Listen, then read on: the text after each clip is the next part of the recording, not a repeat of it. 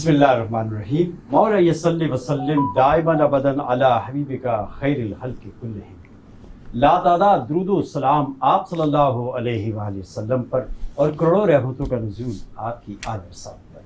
السلام علیکم ورحمۃ اللہ وبرکاتہ۔ ناظرین، زبیر علوی پروگرام اسلام اور حب میں حاضر خدمت ہے۔ آج ہمارا جو ٹاپک ہے وہ ہے فلسفہ قربانی۔ حضرت ابراہیم علیہ السلام نے اپنے شہزادے، اپنے لخت جگر حضرت اسماعیل علیہ السلام کی قربانی کا قصد کیا، اور اللہ تعالیٰ نے ان کی قربانی کس انداز میں پوری کی، اور آل ابراہیم پر کس طرح یہ واجب ہو گئی، سنت ہو گئی، کس طرح اس کو اس وقت سے لے کر آج تک یہ سلسلہ جاری و ساری ہے۔ ہمارے نبی کریم صلی اللہ علیہ وآلہ وسلم نے اس قربانی کے چند اصول واضح کیے ہیں کہ اللہ کا حکم کیا ہے، جانور کیسا ہونا چاہیے، کس طرح کی قربانی جائز ہوگی، کس طرح کی قربانی آپ کر سکتے ہیں، اور اس کے تمام جو بھی مسائل ہیں وہ ہمیں جاننا بہت ضروری ہے۔ تو آج ہمارا ٹاپک یہی ہے۔ اس پر گفتگو کے لیے ہمارے اسٹوڈیو کی زینت ہیں جناب پروفیسر عزیز احمد بیگ صاحب اور جناب مفتی غلام مصطفیٰ قادری صاحب۔ آئیے ناظرین، آپ کی ان حضرات سے ملاقات کراتے ہیں۔ السلام علیکم۔ وعلیکم السلام جناب پروفیسر صاحب، میں آپ کو خوش آمدید کہتا ہوں۔ جزاک اللہ کیسے مزاج؟ اللہ کا شکر احسان ہے، بڑا کرم علیکم۔ اور آپ کے ساتھ تشریف فرمایا جناب مفتی غلام مصطفیٰ قادری صاحب، آپ کی خوش آمدید۔ جزاک اللہ خیرا کثیرا۔ جزاک اللہ۔ خیریت سے ہیں آپ؟ الحمدللہ، آپ ٹھیک ہیں؟ ماشاء اللہ، اللہ تعالیٰ کا احسان ہے۔ ہمارا ٹاپک ہے فلسفہ قربانی۔ جس طرح میں نے اپنے انٹرو میں اس کا تھوڑا سا ذکر کیا کہ حضرت ابراہیم علیہ السلام نے حضرت اسماعیل علیہ السلام کی قربانی کا قصد کیا، ارادہ فرمایا، تو اللہ تعالیٰ نے اس قربانی کو کس انداز میں پورا فرما دیا، اور آل ابراہیم پر یہ قربانی واجب ہو گئی یا سنت ہو گئی، کیا ہے اس کا پورا حکم کیا ہے، یہ جانیں گے جناب غلام مصطفیٰ۔ بسم اللہ الرحمن الرحیم۔ الحمدللہ الذی ابدع الافلاک والارضین والصلاة والسلام علی من کان نبیا وآدم بین الماء والتین وعلی آلہ واصحابہ واولیاء امتہ وعلماء ملتہ واہل سنتہ اجمعین۔ زبیر بھائی، سب سے پہلے تو میں آپ کا شکر گزار ہوں کہ آپ نے لب کشائی کا موقع دیا۔ آپ نے سوال کیا ہے، عنوان بھی ہمارا قربانی ہے۔ قربانی کے حوالے سے اتنا یاد رکھ لینا چاہیے کہ یہ سنت ابراہیمی ہے۔ حضرت ابراہیم علیہ السلام نے اپنے لخت جگر سیدنا اسماعیل علیہ السلام کو اللہ کی بارگاہ میں، اللہ کی راہ میں قربان کرنے کا ارادہ کیا۔ قرآن مجید فرقان حمید میں اس کی تفصیل موجود ہے۔ 23واں پارہ ہے، فلما بلغ معه السعي قال يا بني اني ارى في المنام اني اذبحك فانظر ماذا ترى، کہ ابراہیم علیہ السلام اپنے لخت جگر اسماعیل علیہ السلام سے گویا ہوتے ہیں کہ میں خواب میں دیکھتا ہوں کہ تمہیں ذبح کر رہا ہوں۔ دیکھیں، تسلیم و رضا کی یہ بہترین مثال ہے۔ ابراہیم علیہ السلام نے جیسے ہی یہ بات کہی ہے تو اسماعیل علیہ السلام نے کوئی چو چرا نہیں کیا، بلکہ آپ نے کیا کہا، ستجدونی انشاءاللہ من الصابرین، کہ اے والد محترم آپ کر گزریں جو آپ کو حکم دے دیا گیا، انشاءاللہ آپ مجھے سچوں میں پائیں گے، صبر کرنے والوں میں پائیں گے۔ فلما اسلم وتلہ للجبین، قرآن مجید فرقان حمید اس کو آگے جا کر کہتا ہے کہ یہ اللہ تبارک و تعالیٰ کی طرف سے بڑی آزمائش تھی جس پر ابراہیم علیہ السلام پورا اترے ہیں، اور یہی سنت ابراہیمی آگے چل کر نبی کریم صلی اللہ تعالیٰ علیہ وسلم کی امت پر واجب قرار دے دی گئی۔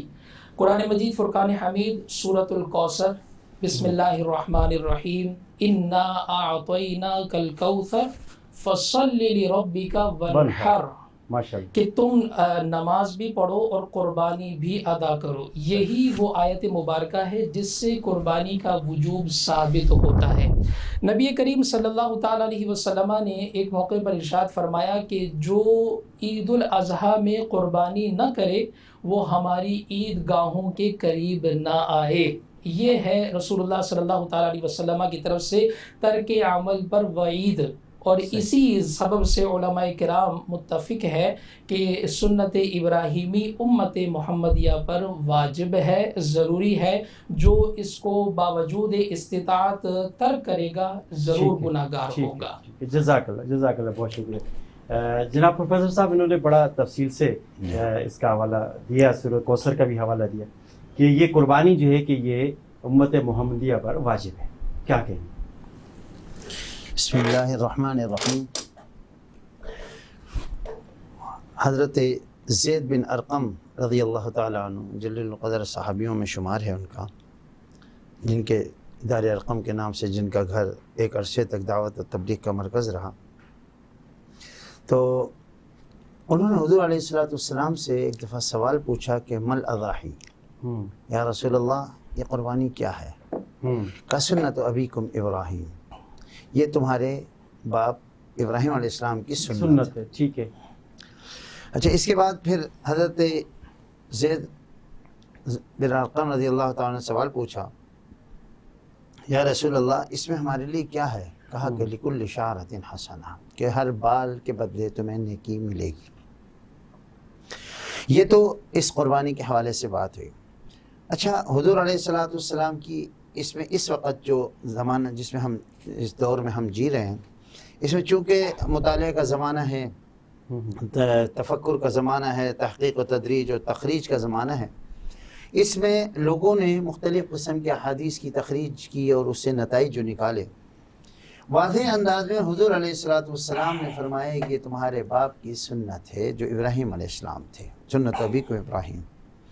اب فی زمانہ، بلکہ ہم سے بھی پہلے جب ہم اپنے بچپن کی بات بتا رہے ہیں تو اس کے وجوب کا کوئی بھی غلغلہ نہیں تھا، یعنی واجب ہونے کا کوئی غلغلہ نہیں تھا. ٹھیک ہے. اچھا، حضور علیہ السلام کی جو حدیث ہے کہ جو شخص حضرت فاطمہ رضی اللہ تعالیٰ عنہ سے ایک دفعہ مخاطب ہو کے فرمایا تھا کہ یہ ہمارے ان کی سنت ہے، پھر اس وقت اس کے ساتھ ہی مطلقاً ایک حدیث کا ٹکڑا تھا، اس میں یہ لفظ آئے ہیں کہ وہ ہمارے عیدگاہوں میں وہ شخص نہ آئے جو قربانی نہ کرے. صحیح. اچھا، ایک چھوٹی سی بات یہ ہے کہ حضور علیہ السلام کے جو والد ہیں، آبا و اجداد ابراہیم علیہ السلام، وہ تو حضور کی نبوت کے ملنے سے پہلے سے ہی مطلب وہ تھے. اس وقت دین ابراہیمی بھی موجود تھا. اس وقت اگر اس کے لیے کوئی حکم ابھی تک نہیں آیا. دیکھیں، اگر کوئی چیز کا حکم قرآن کے اندر آ جائے، جو وحی کے ذریعے آ جائے، وحی مطلوب یا غیر مطلوب کے ذریعے آ جائے، تو ہمارے لیے واجب الاطاعت اور نص قطعی کہلاتا ہے. اس کو تو صرف اسی عمل کے تسلسل کو برقرار رکھ کے حضور علیہ السلام نے اس کو بیان فرمایا. تو حضور علیہ السلام جب نبی بنائے گئے، نبی بن کے وحی ان پر اتری ہے، تو اس وقت 13 سال تک حضور علیہ السلام نے ایک دفعہ بھی قربانی نہیں کی. اچھا. اس کے بعد جب مدینہ منورہ تشریف لے گئے تو پھر ہر سال قربانی کی. ہر سال قربانی کی. تو اگر یہ واجب ہوتا تو پھر واجب ہونے کی شرط کیا ہے؟ بھائی کوئی نصاب شرط ہے تو حضور ساری عمر صاحب نصاب نہ ہو سکے، بانٹتے اتنا رہے، تو پھر کیوں کی؟ اس کا مطلب ہے اس کا تعلق نصاب سے نہیں. اور اگر اس کا تعلق نصاب سے ہے اور اس نصاب سے نہیں ہے، ابراہیم علیہ السلام سے محبت سے ہے، تو حضور علیہ السلام کی محبت ابراہیم علیہ السلام کی پہلے سے بھی تھی. تو یہ کون سا مطلب ایک سبب آتا ہے کہ 13 سال قربانیوں کا وجود نظر نہیں آتا، جب مدینہ منورہ چلے جاتے ہیں اور ہجرت ہو جاتی ہے پھر کوئی سال نہیں چھوٹتا. تو یہ جو وجوب کا غلغلہ اٹھایا گیا یہ غور طلب ہے. لفظ سنت ابیکم ابراہیم فرمایا جا رہا ہے اور سنت. اچھا، اب اس کا فلسفہ کیا ہے؟ قربانی کا فلسفہ کیا ہے؟ اب اس پہ مختلف علماء کی مختلف آراء بھی ہوتی جاتی ہیں. وجوب کی شرط کیا ہے؟ کچھ لوگوں نے اس کے وجوب کی شرط رکھی ہے کہ سونے کا نصاب پورا ہوگا تو، کسی نے کہا نہیں، جو زکوٰۃ کا نصاب ہے وہی اس کا نصاب بنے گا. صحیح ہے. زکوٰۃ کا نصاب کیا؟ 7 تولے کا نہیں، 7.5 تولہ سونا نہیں بلکہ 52.5 تولہ چاندی. صحیح ہے. 52.5 تولہ چاندی کا مطلب 90,000 روپے اگر آپ کے پاس ہیں تو آپ پہ قربانی واجب ہو گئی. صحیح. اب آپ جانور لینے جائیں تو اس وقت تقریباً 1.5 لاکھ سے لے کے 2 لاکھ کے درمیان متوسط قسم کا ایک جانور مل رہا ہے، اور اگر ہم حصہ ڈالنے جائیں تو 30,000 روپے تک کا حصہ ہے. اور میرے کہنے کا مقصد، اب اس کا نصاب کیا ہے، کیا معاملات ہیں، کس کے اوپر واجب کر رہا ہوں، نصاب سے کہاں ثابت ہے؟ تو یہ چھوٹی سی ایک سوال غور طلب ہے کہ جب سے معذرت کے ساتھ، چونکہ ہمارا خود کا تعلق بھی مطلب مدارس سے ہم لوگوں نے علم سیکھا ہے، دین سیکھا ہے، لیکن جب سے یہ مدارس میں حصے کا سلسلہ شروع ہوا نا تو اس کے وجوب پر زور شروع ہو گیا، اور وجوب پہ بھی میں نے کم سے کم نصاب کے اوپر اس کے وجوب کو لازم کر دیا گیا، تاکہ یعنی 15,000 20,000 ابھی جو 22,000 یا 20,000 کا جو ہے کہ پھر وہ ایک نیا سلسلہ ہوا کہ آپ ایسی قربانی کریں جو وقف کر دیں، وہ 12,000 تو یہ جو سلسلے ہیں یہ اس عوام کو، باشعور جو عوام ہو چکی ہے نا، اس کو بہت سے سوالات ریز کرنے پر مجبور کرتے ہیں، جس کے نتیجے میں ہمارے پاس جوابات نہیں ہوتے ہیں، اور پھر زور و جبر شروع ہو جاتا ہے، اور پھر فتوے شروع ہوتے ہیں۔ تو میں اس سلسلے میں تھوڑا سا، مفتی صاحب ماشاءاللہ موجود ہیں، تو میں ایک سوال یہ پوچھتا ہوں کہ اس کے وجوب کے حوالے سے ہمارے پاس کہاں سے دلیل آتی ہے؟ جی مفتی صاحب دیکھیں حضرت، کسی بھی معاملے میں دلیل دینے سے پہلے دعویٰ پیش کرنا ہوتا ہے۔ اب میں حضرت کے جو ارشادات ہے اس سے شاید یہ سمجھا ہوں کہ حضرت مطلقاً وجوب کے قائل نہیں ہے، کہ قربانی مطلق واجب ہی نہیں۔ تو اس حوالے سے تو میں نے تو قرآن مجید فرقان حمید کی آیت پیش کی ہے، اور قرآن مجید فرقان حمید میں جو صیغہ ہے وہ امر کا صیغہ ہے، فَصَلِّ لِرَبِّكَ وَانْحَرْ، وَانْحَرْ یہ امر کا صیغہ ہے، اور الامر للوجوب، امر کسی بھی شے کو واجب کرنے کے لیے ہوتا ہے۔ اب دیکھیں، جب قرآن مجید فرقان حمید واضح طور پر کسی چیز کو واجب قرار دے رہا ہے تو پھر اس کے اندر دو رائے تو ہونی ہی نہیں چاہیے۔ اس کے کوئی دوسری میننگ بھی ہو سکتے ہیں، ون ہر کے دوسری میننگ بھی ہو سکتے ہیں۔ نہیں، ون ہر کے معنی نہر کرنا ہی ہے، قربانی کرنا ہی ہے، خون بہانا، ٹھیک ہے، خون بہانا ہی ہے۔ اب اگر اس کی جی تفصیل آپ کیا کہیں گے؟ محترم بات یہ ہے، دیکھیں ونحر کا مطلب ہے اونٹ کو ذبح کرنا۔ ونحر نحر ہے، ہمارے ہاں دیکھیں گائے کو نحر نہیں کیا جاتا، بکرے کو نحر نہیں کیا جاتا۔ نحر کے معنی کہ خنجر مار کے خون کو نکالنا، یہ نحر ویسے شرعاً جائز ہے، گائے کو اگر نحر کیا جائے تو قربانی جائز ہے، لیکن احسن نہیں ہے۔ اور اونٹ کے اوپر اگر چھری پھیری جائے تو وہ بھی قربانی اس کی ہو جائے گی، ایسی مسئلہ نہیں ہے کہ وہ لیکن حضور علیہ السلام کی جو سنت ہے جو اس کے حوالے سے کہ اس کو نحر کیا جاتا ہے اور اس کو ذبح کیا جاتا ہے، تو وہ معاملہ ایسا نہیں۔ وہ جو قرآن کی جو آیت ہے فَصَلِّ لِرَبِّكَ وَانْحَرْ، اس کی اگر تشریح اس طرح ہی کی جائے جس طرح نماز فرض ہے تو نحر بھی فرض ہے، تو نحر اگر فرض کر دیا جائے گا تو اس کو یہ بتانے والا کون ہے کہ کب فرض ہوا، کس پر فرض ہوا، کتنے پیسوں پر فرض ہوا، کس طرح فرض ہوا، اس کے کئی میننگ ہیں، جس طرح آپ نے بیان فرمایا اس کے معنی کئی ہیں۔ اگر اس کو مطلقاً وہ واجب نہیں ہوگا، جس طرح نماز پڑھتے پھر قربانی فرض ہو جائے گی۔ دیکھیں حضرت، اس حوالے سے اگر غور کریں تو ونحر کا ترجمہ فصلی بھی فرض ہے تو نحر بھی فرض ہونا چاہیے۔ دیکھیں زبیر بھائی، تھوڑا سا خلط مبحث ہو رہا ہے، دلائل کی مختلف اقسام ہیں۔ اگر بات کی جائے نا کہ نماز کی فرضیت کی طرح ونحر سے پھر قربانی کی فرضیت بھی ثابت ہونی چاہیے، ٹھیک ہے، تو میں آپ سے یہ کہوں گا کہ اقیم الصلاۃ اور ونحر کے معنی میں ڈفرینس ہے، فرق ہے۔ وہ اس طور پر کہ اقیم الصلاۃ اگرچہ کہ یہ ثبوت کے اعتبار سے قطعی، ونحر بھی ثبوت کے اعتبار سے قطعی کہ دونوں ہی قرآن کی آیت ہے، لیکن دلالت کے اعتبار سے جتنی قوت اقیم الصلاۃ میں ہے اتنی قوت ونحر میں نہیں ہے۔ اسی وجہ سے ہم قربانی کو فرض نہیں قرار دیتے، ہم قربانی کو واجب قرار دیتے ہیں، اور واجب اور فرض کے درمیان زمین آسمان کا فرق ہے، ٹھیک ہے، ایک بات۔ دوسری بات جو حضرت نے کہا نا کہ جی 52.5 تولہ چاندی کی بنیاد پر بھی آج قربانی کو علماء نے واجب قرار دے دیا، یہ کیسا انصاف ہے؟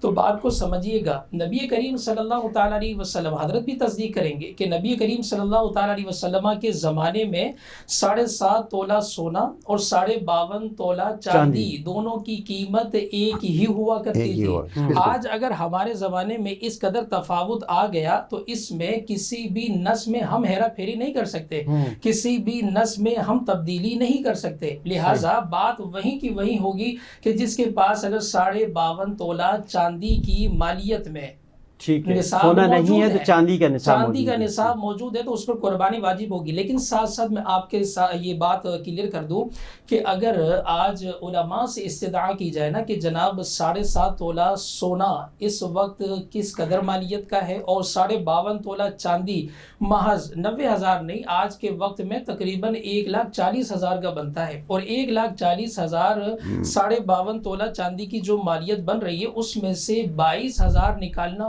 کوئی مشکل کام نہیں ہے. کیوں؟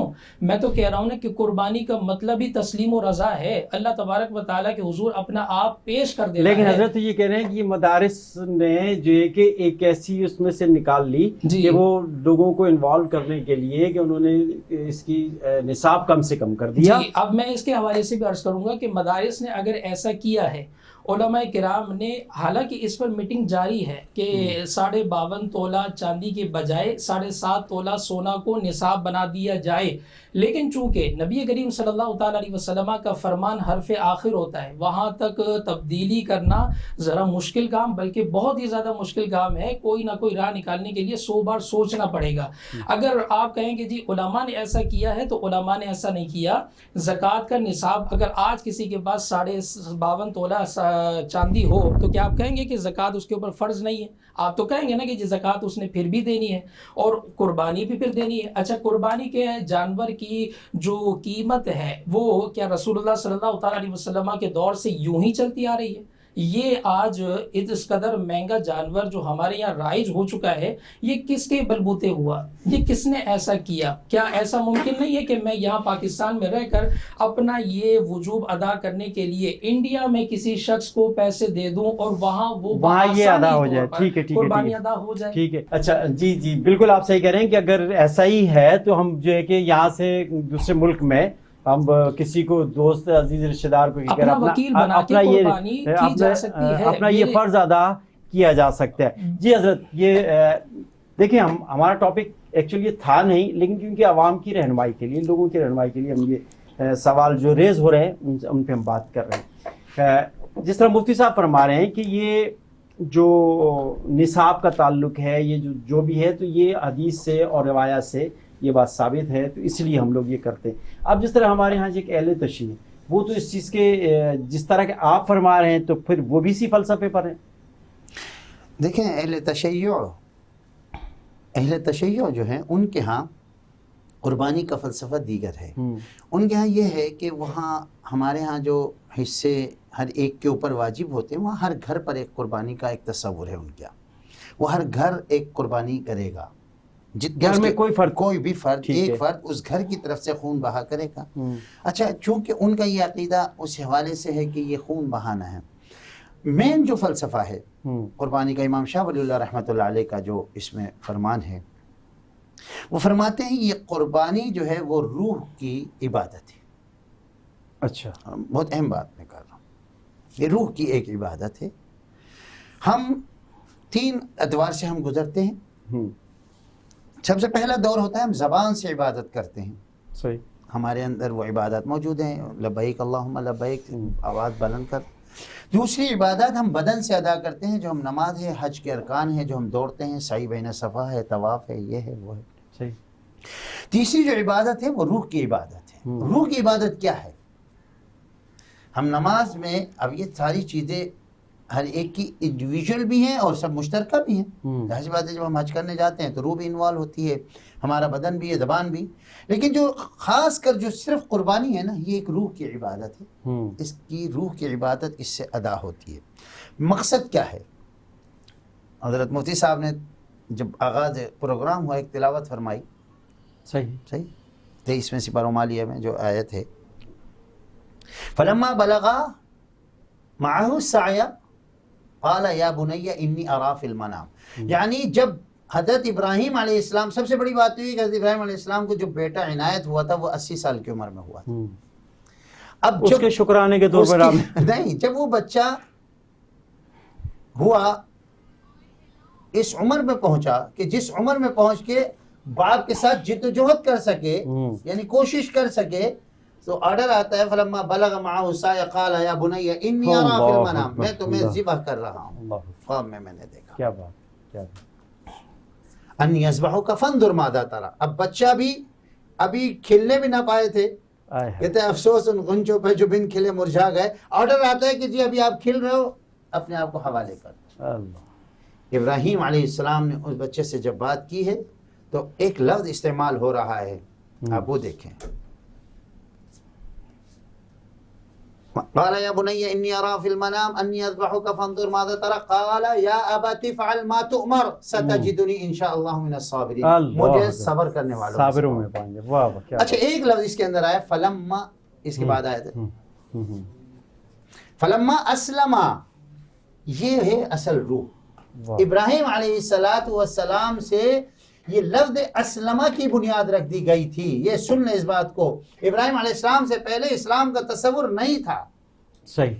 ابراہیم علیہ السلام پہلے شخص ہیں جس کو اسلام کا آرڈر دیا گیا. اس قال لہ رب اسلم قال اسلمت. ٹھیک ہے، جزاک اللہ. یہاں سے جو ہے ہم اس ٹاپک کو اگلا جب پروگرام ہوگا انشاءاللہ ہم کنٹینیو کریں گے، ڈسکس کریں گے. جی جی. جزاک اللہ، بہت شکریہ جناب پروفیسر عزیز احمد بیگ صاحب اور جناب مفتی غلام مصطفیٰ قادری صاحب، بہت شکریہ. جزاک اللہ خیرا کثیرا. کوشش کی چند مسائل پر اس کے فلسفے پر بات کرنے کی. جزاک اللہ. ناظرین، اس پروگرام میں ہم یہ چاہ رہے ہیں کہ قربانی کا جو فلسفہ ہے، قربانی کا جو مقصد ہے، اس کو واضح کیا جا سکے، کہ عوام کی رہنمائی ہو. کہ دیکھیں بات تو پھر وہیں پر آئے گی نا کہ ہم نے اللہ کو منانا ہے، اور اس کے لیے کوئی بھی بہانہ چاہیے، کوئی ہیلا چاہیے، کوئی ایسا کام چاہیے جس کی وجہ سے اللہ ہم سے راضی ہو جائے. اور یہ قربانی بہترین ذریعہ ہے اللہ کو راضی کرنے کا. اجازت چاہتے ہیں. فی امان اللہ.